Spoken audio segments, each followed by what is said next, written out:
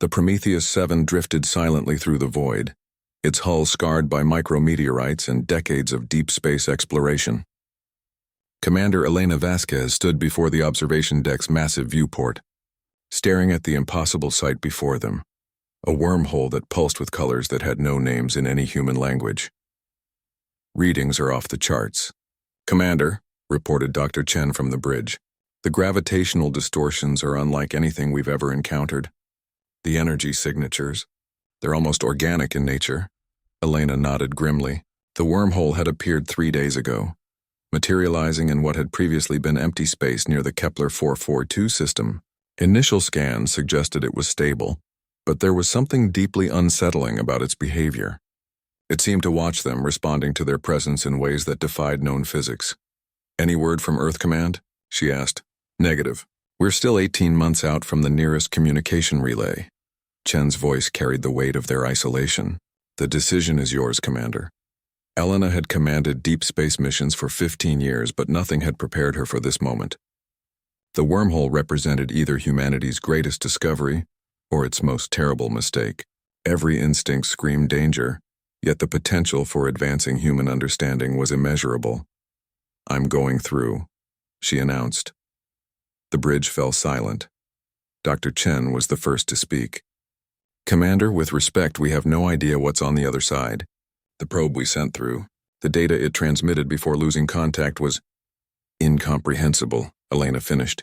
"I know, but someone has to take the risk. Humanity didn't reach the stars by playing it safe." 3 hours later, Elena suited up in the ship's most advanced exploration suit, equipped with every sensor and recording device available. The small reconnaissance pod Aurora had been prepped for the journey, its hull reinforced and its systems upgraded with experimental shielding. As she approached the wormhole's event horizon, Elena felt something she'd never experienced before. The sensation of being observed by an intelligence vast beyond comprehension. The colors shifted, seeming to react to her thoughts, her fears, her determination. "Prometheus, this is Aurora.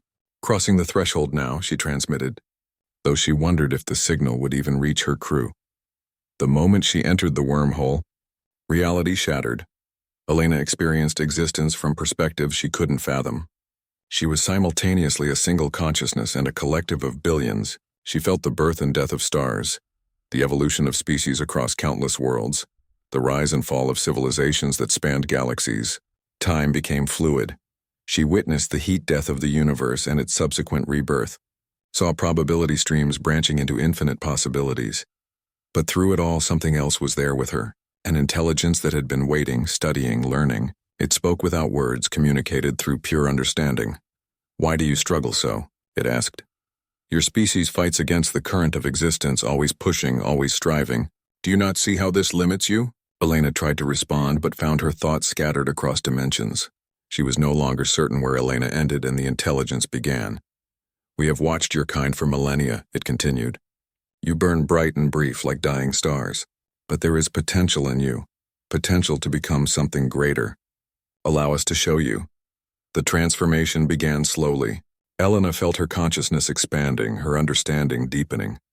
The physical constraints that had always defined human existence started to dissolve. She could perceive quantum fluctuations, feel the gravitational dance of distant galaxies, understand the mathematical poetry that governed reality itself.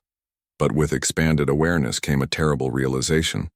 She was losing something essentially human, the beautiful limitation that made mortality precious, the ignorance that allowed for hope, the flawed perspective that drove innovation through necessity.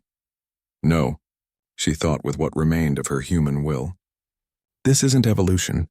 This is extinction." The intelligence seemed surprised by her resistance. "You reject transcendence? Your kind's greatest limitation is your insistence on remaining what you are, and your greatest limitation," Elena replied, her human stubbornness blazing through cosmic awareness, "is not understanding why that matters."